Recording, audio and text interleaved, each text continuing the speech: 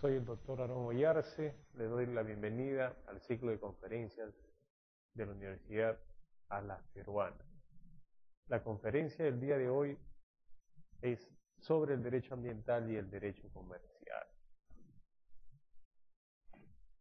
Abordaremos el derecho ambiental desde sus diversos aspectos, desde su noción jurídica. Hablaremos además del derecho consuetudinario ambiental, los principales casos, sobre el derecho convencional, la creación de tratados internacionales para el cuidado del medio ambiente a nivel internacional.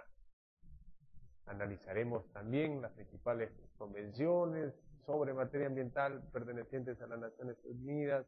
Haremos un acápite sobre los organismos genéticamente modificados, comercialización, sobre el tema de las comunidades nativas y campesinas, áreas protegidas y biodiversidad. Analizaremos primero la noción jurídica del medio ambiente y tomaremos como ejemplo lo señalado por la Corte Constitucional Italiana, la cual señala que el concepto del medio ambiente no solamente abarca los seres bióticos, los seres abióticos, sino también el tema del paisaje natural. La tutela del medio ambiente debe de garantizar la conservación, la gestión racional y el mejoramiento de las condiciones naturales, por ejemplo, el agua, el suelo y el territorio, la existencia y preservación de los patrimonios genéticos, terrestres o marítimos, de todas las especies animales o vegetales que viven allí en su estado natural, y en definitiva de la persona humana en todas sus relaciones. Esto basándonos en la sentencia 289 de mayo de 1987, número 210. También la sentencia de casación 1463 de 1979. Hablaremos también sobre el principio de desarrollo sostenible, principio creado en la Convención de Estocolmo de 1972, donde los países pertenecientes a las Naciones Unidas se reúnen para crear una conciencia ambiental a nivel mundial y traen este principio sobre el desarrollo sostenible que contenía dos preceptos básicos: el carrying capacity, o sea, la capacidad portante de la tierra de soporte, y la programación sostenible, cómo debía de ser el uso de los recursos naturales y que estos debieran de preservarse de tal manera que las generaciones futuras se beneficien de esos recursos naturales también. Veamos el escenario internacional sobre la tutela del medio ambiente en el derecho consuetudinario ante la existencia de tratados internacionales. Dos casos emblemáticos: el caso Trail Smelter. Trail Smelter era una fundidora de acero encontrada en Canadá, en la frontera con Estados Unidos. ¿Y qué sucede? Los vientos en la zona sur de Canadá son de norte a sur, o sea que la contaminación que afectaba a los Estados Unidos. ¿Qué es lo que se discute doctrinariamente en Trail Smelter? Es qué sucede en la contaminación transfronteriza. ¿Puede un estado accionar contra otro estado? Primero es llevado a proceso Trail Smelter en Canadá, la demanda es infundada, luego en Estados Unidos, en las cortes americanas, y fallan los jueces de la corte señalando que Trail Smelter debe de cerrar y debe de pagar el daño transfronterizo que causó. Como sabemos, el derecho anglosajón es casuístico, entonces esta casuística puede ser invocada a nivel de Estados Unidos y a nivel mundial. Es el primer precedente internacional en temas de contaminación transfronteriza. Un estado no puede contaminar otro estado, un estado tiene toda su soberanía para poder explotar los recursos naturales, pero tiene la obligación también de no contaminar estado vecino. En caso contamine, debe comunicarlo de inmediato. Luego encontramos el caso Torre y Caño. ¿En qué consiste el caso Torre y Caño? Otro caso emblemático también. Nos habla sobre contaminación en áreas no sujetas a soberanía, en este caso, mar internacional. ¿Qué sucede en el caso Torre y Caño? En una petrolera de bandera libanesa encalla en las costas frente al territorio inglés. Se discutía aquí entonces el tema si Inglaterra podía demandar a la empresa Torrey Canyon por el versamento de petróleo en sus orillas. El tema del daño probable, el daño causado. Luego de años falla ante el laudo arbitral y se señala que Torrey Canyon es responsable de la contaminación internacional y Torrey Canyon en área no sujeta a soberanía y Torrey Canyon es responsable del pago de las indemnizaciones por el daño causado. Torrey Canyon senta precedente. ¿Por qué? Porque gracias a ello hay una evolución a nivel de contaminación marítima, fondos para el pago de la responsabilidad en caso de contaminación en zonas no sujetas a soberanía. A nivel mundial se presenta un tema especial, es el tema del cuidado del ambiente, sobre todo luego de la Primera y Segunda Guerra Mundial, más el caso Torrey Canyon, Rel Smelter. Por ello, inicia el derecho convencional a nivel internacional en materia del medio ambiente. El primer tratado multinacional para el cuidado del medio ambiente es el de Estocolmo de 1972. El Tratado de Estocolmo señala que existen 26 principios, entre ellos el de prevención, el que contamina paga, entre otros, los cuales deben de ser utilizados el desarrollo sostenible, deben de ser utilizados para mejorar el medio ambiente. Algo especial en Estocolmo 72 es que se señala que dentro de los factores bióticos y abióticos existentes en el medio ambiente, la persona es el principal que debe ser protegido. El tema de la pobreza, el tema de la migración, el tema de la densidad demográfica, especies en extinción, biodiversidad, van a ser vistos en este tratado. Entonces, primer tratado a nivel multinacional sobre protección del medio ambiente, Estocolmo 1972. Luego tenemos, luego de 20 años, Río de Janeiro 1992.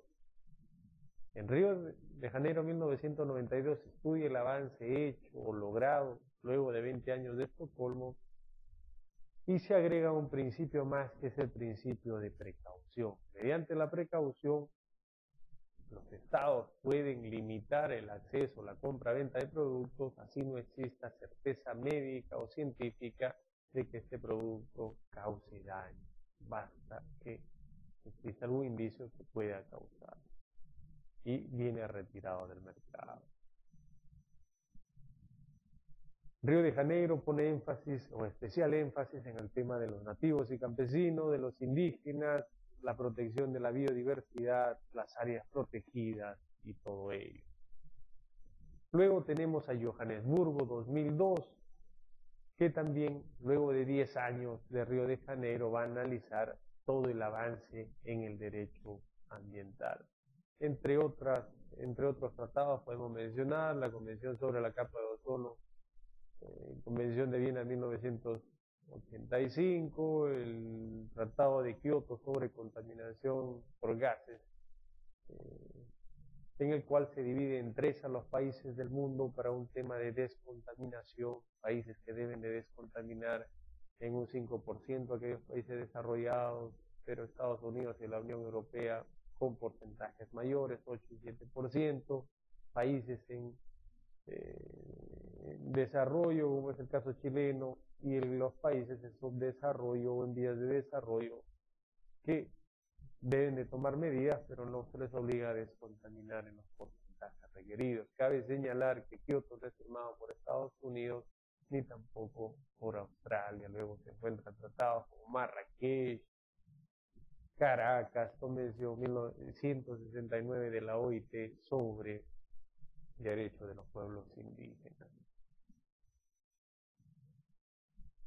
Luego analizamos el Perú y el medio ambiente, cómo esa legislación supranacional es recogida dentro de la Constitución y en normas inferiores para que se implemente dentro del territorio nacional. Artículo 58, artículo 59 de la Constitución peruana hace referencia al tema del ambiente saludable, ambiente sano, ambiente viable, nos habla también sobre las comunidades nativas y campesinas, que son autónomas, son reconocidas por la Constitución en cuanto a su forma de organización, venta de tierras, inclusive en cuanto a su administración de justicia, un reconocimiento constitucional muy interesante porque esta Constitución reconoce la pluralidad, no solamente étnica, sino de legislación aplicada, ¿no? Ya no solo la legislación positiva, sino la legislación costumbrista.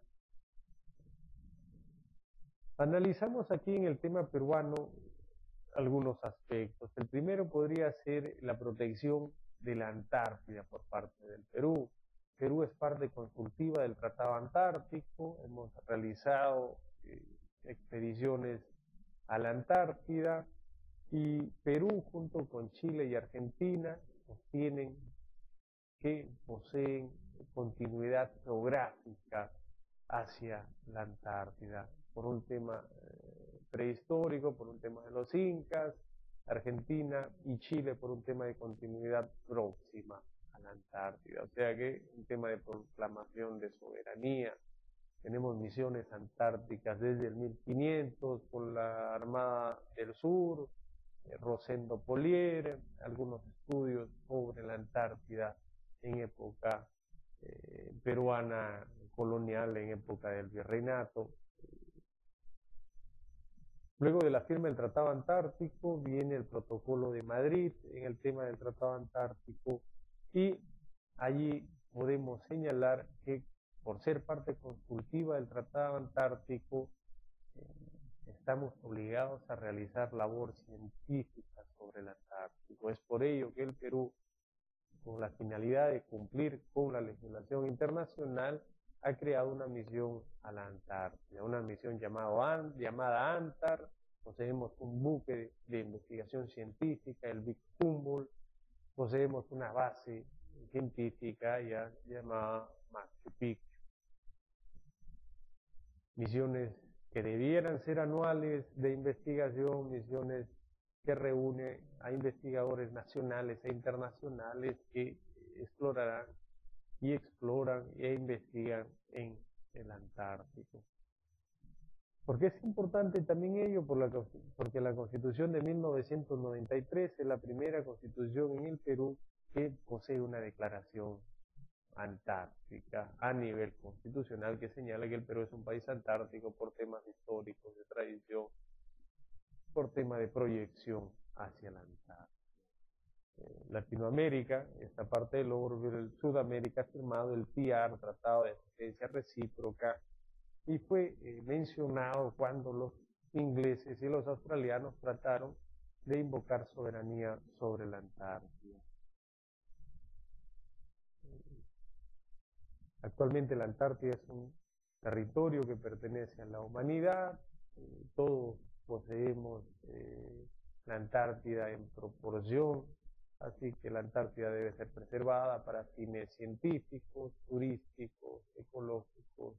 Algunos estudios de ellos mencionan que existe gran cantidad de productos alimenticios, el tema del krill, por ejemplo, que salvaría a los ciudadanos a nivel mundial en el tema del hambre. Otro tema abordado y que abordaremos es el tema de las comunidades nativas y campesinas en el Perú. Perú es un país multiétnico, señalamos en el tema no solamente de los quechuas y los aymaras, sino 44 distintas etnias diseminadas por la selva, los nativos, los chipivos, los conivos, los llanellos, los samuellos y muchas tribus más. Todas ellas han sido reconocidas constitucionalmente. ¿Por qué poseen un reconocimiento? Señalamos que desde el año 1972, con los tratados internacionales de protección al medio ambiente, se indicaba que dentro de los factores bióticos o abióticos, el principal es el ser humano. Dentro del ser humano, el que debe ser más protegido es el nativo y campesino, porque en esta biosfera que se cuida aquel nativo y campesino o indígena en la legislación internacional en su manera integral, en su manera conjunta, o sea, su tradición, sus costumbres, sus maneras de preservar el ambiente, su conservación ambiental que ha sido mantenida por siglos a lo largo de la historia. Existe legislación supranacional que protege a los nativos y campesinos. La legislación actual, la más conocida es la decisión 169 de la OIT, que da toda la protección a los nativos y campesinos, pero nos señala un derecho principal de los nativos y campesinos, que es el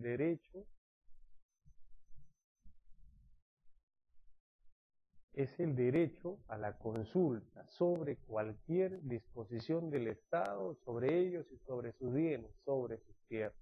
Nosotros tuvimos algún problema en el caso de Bagua. En Bagua no se aplicó el derecho de consulta a los nativos y campesinos, y es por ello que los nativos y campesinos realizaron lo que sucedió en Bagua. La OIT, la OEA, las organizaciones internacionales sancionarán al Perú por no haber respetado el derecho de los nativos y campesinos en el Perú, el derecho a consulta. En el caso peruano, el tema de los nativos y campesinos es especial. El indígena viene dividido en dos. El campesino sería aquel nativo aquel oriundo de la costa, aquel indígena de la costa, y el nativo aquel oriundo de la selva y de la sierra. ¿Cuál es la diferencia a nivel legal? La diferencia consiste en el modo de la venta de sus tierras. El campesino puede vender la tierra o sus tierras con el voto del 50% de los asistentes a la asamblea, o sea, pertenecientes a la comunidad nativa y campesina de la costa, en vez los de la sierra y los de la selva con 2/3 de los votos. En junio del 2008, el Poder Ejecutivo señaló, mediante decretos legislativos para el TLC, el Congreso delega facultades al Ejecutivo para que legisle sobre el TLC, y allí señalan en uno de los decretos legislativos que unifican el régimen de nativo y campesino con el del nativo. Entonces los de la selva podrían vender sus terrenos con el 50% de los nativos y campesinos que se encontrasen a favor de ellos. Ello causó todo el problema. Además, existió un problema sobre las áreas protegidas. El terreno que se iba a otorgar en concesión cerca a Bagua se encontraba bajo zona de los nativos y campesinos, y además se encontraba dentro de las áreas protegidas. ¿Cuál fue la solución por parte del gobernante de la época? Señaló que las comunidades nativas y campesinas pueden permanecer, pero en cuanto al tema de las áreas protegidas, el Estado, por necesidad nacional, podía eliminar la denominación de área protegida, y eso no lo puede hacer según el derecho internacional. Hablemos ahora sobre los organismos genéticamente modificados, sobre todo sobre la discusión doctrinaria en cuanto a su uso y en cuanto al comercio internacional de los organismos genéticamente modificados.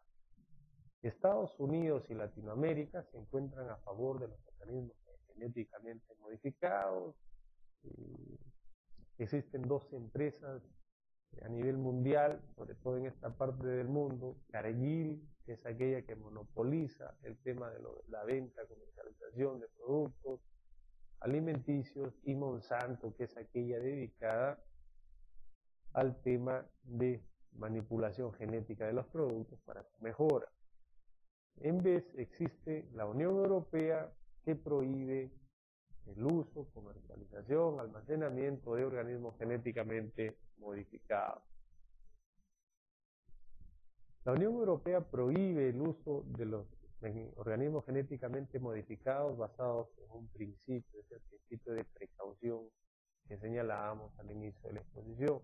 ¿Qué nos decía el principio de precaución? Así no exista indicio científico de su contaminación, pero existe alguna causa que señale que estos productos pueden causar daños en la actualidad o daños futuros, estos deben ser prohibidos. Los organismos genéticamente modificados están prohibidos en la Unión Europea. Los organismos genéticamente modificados solamente pueden ser utilizados, según sentencia de la Corte de Justicia Europea, para los casos de caza y pesca, en temor a que los organismos no modificados genéticamente no se vean afectados por los organismos genéticamente modificados. Entonces, basados en el principio de precaución, es que los europeos prohíben la venta y comercialización de los productos genéticamente modificados. En el caso peruano, latinoamericano, americano, sí están permitidos. Permitidos en base a algunos conceptos especiales, como que los organismos genéticamente modificados son mejores cualitativamente en cuanto a los no modificados, el tema nutricional, el tema de resistencia a las plagas, el tema de cuántas veces pueden ser cosechados al año. ¿Qué hacer en un país como el nuestro, donde no se pudiera identificar y no se puede identificar qué organismos se encuentran modificados genéticamente o no? Tomamos el ejemplo de la Unión Europea, allí aparece el tema de los eco-labels o el etiquetado, que no solamente debe señalar el contenido nutricional o orgánico de los productos, sino que debe señalar si contiene o no contiene organismos genéticamente modificados. Actualmente, con la aprobación del Código del Consumo, se debe de etiquetar todo producto y en todo caso debiera señalarse también la existencia de organismos genéticamente modificados o no. El tema de organismos genéticamente modificados aparece en Estados Unidos en los años 60. Dos profesores de la Universidad de Stanford consiguen modificar las enzimas de restricción de los organismos para poder variarlos y mejorarlos en todo caso dependiendo del punto de vista final. ¿Por qué es importante esto para el Perú? Actualmente se está discutiendo un TLC con la Unión Europea. La Unión Europea señala que en el tema agrícola no puede firmar un TLC con Perú. ¿Por qué? Porque señala que los productos peruanos no pueden ser exportados a la Unión Europea porque estos han sido modificados genéticamente. Háblese de las conservaciones ex situ, como la que posee el Perú en la Universidad Nacional Agraria en La Molina, donde poseen alrededor de 1000 especies de papas. Estas papas han sido modificadas casi todas genéticamente. Hablemos ahora sobre el medio ambiente del comercio, sobre la relación entre el libre comercio y la protección del ambiente. Podemos señalar que existe un libre mercado lleno de equidad y sin discriminación, pero vemos que existen restricciones en cuanto al tema de salud, en el cual es posible promover el desarrollo sostenible, el tema de la responsabilidad social, mencionada en algunos tratados, y la conservación de los recursos naturales. En las reuniones de la OMC, como son la de Doha y la reunión de las Naciones Unidas en Johannesburgo, la WTO es un cuerpo internacional que busca promover el comercio internacional, su liberalización entre los miembros de esta unión. No pudiese haber restricción más que una restricción por temas sanitarios.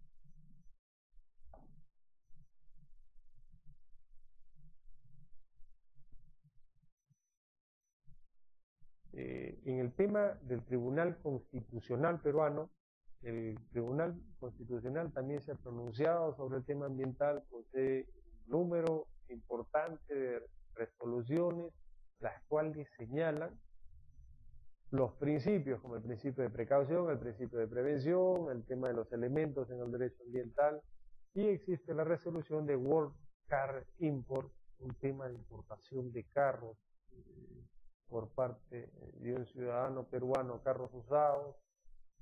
Esta resolución es llamada Constitución Ambiental. ¿Por qué? Porque aquí se prohíbe la importación de carros usados, el demandante solicitaba o señalaba que se había vulnerado el derecho al trabajo, el derecho a la libre contratación, pero lo que hace el Tribunal Constitucional no ve el fondo o el aspecto procedimental, sino ve el fondo, que era el tema de la contaminación ambiental de los carros usados, 2 años para aquellos pesados y para transporte privado 8 años, señalando que estos carros contaminan y que la salud, el derecho a un ambiente equilibrado, el principio de prevención y todos los principios mencionados deben de ser protegidos para poseer una nación salubre, con un ambiente protegido. Primera vez que el Estado peruano vía Tribunal Constitucional falla en ello. También existen otras resoluciones como el tema de la tala de árboles que son amparadas por el Tribunal Constitucional y son estas concesiones vienen deshechas porque la tala de árboles vendría a ser una clara ofensa contra la dignidad ambiental y contra el desarrollo ambiental del país. Muy bien, alumnos, les doy las gracias y espero verlos en alguna otra exposición, en este caso la exposición del derecho ambiental y el derecho comercial.